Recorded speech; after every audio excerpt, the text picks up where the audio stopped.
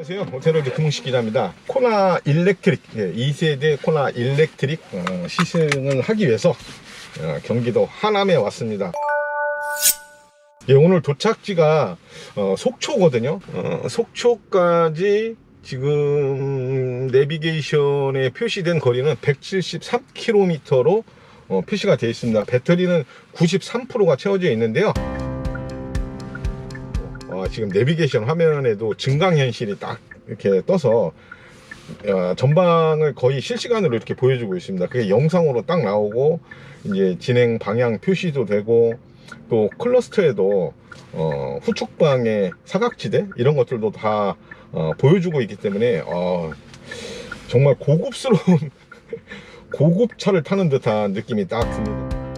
코나 일렉트릭 지금 하남에 있는 스타필드를 출발해서 속초에 있는 리조트까지 편도로 한 170km 조금 넘는 거리 시승을 하고 있는데요. 5년 만에 나온 풀체인지 모델이죠. 충전구 위치만 빼고 외관, 실내, 전기 동력계 전부 확 바뀌었는데요. 그래도 1세대 코나 흔적들이 많이 남아 있습니다. 동글동글한 전면하고 후면 처리가 특히 그런데요. 신형은 보닛에 이 포지셔닝 램프하고 주간 주행 등을 하나로 연결한 수평형 램프로 전혀 다른 감성을 줍니다. 측면 캐릭터 라인 또 벨트 라인은 투싼이나 아반떼보다 간결하지만 그래도 유사한 느낌을 주는데 헤드라이트에서 시작을 해서 굵게 측면을 가로질러 가게 했습니다. 후면에도 수평형 램프 들어갔고 또 헤드라이트하고 같은 삼각형 모양의 테일 램프가 있는데 후면 전체는 아주 간결한 모습을 하고 있습니다. 자, 신형 코나는 내연기관이 먼저 출시가 되긴 했는데 디자인은 전기차에 맞춰서 먼저 했다 이렇게 얘기를 합니다. 전면 범퍼나 인테이크 홀 패턴에서 확실하게 구분이 됩니다. 후면부도 배기 파이프가 없는 범퍼부에서 구별이 되고요. 그리고 사이즈가 좀 커졌죠. 전장이 145mm 늘어난 4355mm, 휠베이스가 60mm 늘어난 1825mm의 제원을 갖고 있습니다. 실내는 전기차나 내연기관차나 다른 게 없습니다. 12.3인치 클러스터하고 내비게이션을 통합한 파노라믹 디스플레이 보이고요. 스티어링 컬럼, 전자식 변속 레버, 그리고 회생 제동 강도를 조절하는 패들이 운전대 뒤쪽에 있습니다. 자, 그리고 이 배터리를 차 바닥에 놓다 보니까 시트 포지션이 좀 높은 것 같은데 높은 거 좋아하시는 분들도 계시니까 1열에는 무중력 자세로 편하게 쉴 수 있는 릴렉션 컴포트 시트 적용이 됐죠. 개인 설정 또 주행 모드에 따라서 색깔이 바뀌는 앰비언트 라이트도 있습니다. 자, 그리고 디지털 사양도 많은데 무선 소프트웨어 업데이트 또 인포테인먼트 시스템을 자유롭게 설정하고 개인화할 수 있는 CCNC 차세대 인포테인먼트 시스템 적용이 되어 있고요. 그리고 실물 카드 없이 하이패스 사용이 가능한 하이패스도 탑재했습니다. 첨단 안전운전 보조 시스템 ADAS 사양 다 적용이 되어 있고요. 지금 이제 강원도 속초까지 편도로 한 170km 정도 되는 거리를 시승을 할 건데요.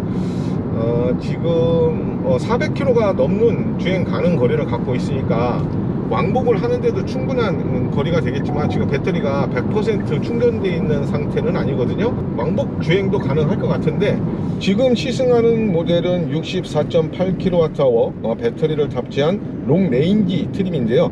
최고 출력이 204마력 그리고 최대 토크 255나노미터 성능을 발휘합니다. 최대 주행 가능 거리는 417km. 배터리 용량은 거의 변화가 없는데 복합 전비가 타이어 규격에 따라서 4.8에서 5.5km/kWh 전비를 갖고 있습니다. 배터리가 LG 엔솔에서 중국 CATL로 바뀌면서 리튬이온 배터리의 성능 제원에 미세한 변화들이 좀 보이고요. 그래도 폭스바겐 ID4나 벤츠 EQA 같은 경쟁차하고 비교하면 굉장히 높은 수준의 성능을 보여줍니다. 이런 얘기들을 많이 합니다. 메르세데스 벤츠, 칼벤츠가 디젤 내연기관을 처음 개발을 해서 사실 독일산 자동차들이 지난 100년 넘게 자동차 산업을 어떻게 보면 리드를 해왔죠. 그래서 독일 업체들이 갖고 있는 엔진의 어떤 기술이나 이런 것들은 나머지 뭐 특히 우리나라 같이 몇십 년의 역사밖에 갖고 있지 않은 메이커가 그런 엔진 기술을 따라간다는 것은 사실 어떻게 보면 불가능한 거죠.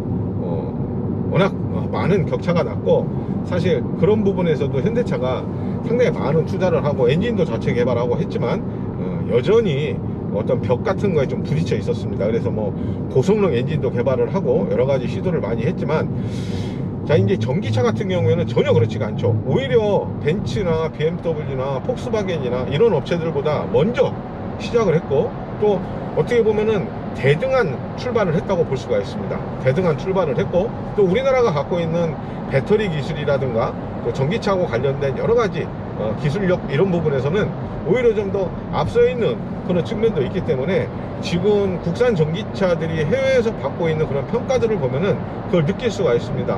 뭐 올해의 차다 뭐다 이런 데서 계속 좋은 성적을 거두고 있고, 특히나 이제 비교 테스트 같은 거 하잖아요. 유럽에서는 이제 뭐 전기차 몇 대를 갖다 놓고 비슷한 세그먼트끼리 경쟁하게끔 해서 어떤 차가 주행거리가 길다, 어떤 차가 뭐 제로백이 좋았다, 뭐 이런 평가들을, 비교 평가들을 많이 하는데, 그런 평가에서도 항상 국산차가 이 탑 클래스에 들어오거든요. 이제 그런 걸로 봤을 때는 어쩌면 전기차 경쟁에서는 국산 전기차가 오히려 독일이나 뭐 일본은 이제 뒤처져 있고, 또 미국 같은 경우에도 우리보다는 국산차보다는 전기차 경쟁에서 조금 이렇게 뒤처져 있다 이렇게 보기 때문에, 국산차의 상품성 이런 것들은 거의 뭐 세계 최고라고 봐도 좋을 정도로 아주 퀄리티가 있는 그런 상품들을 만들어내고 있습니다.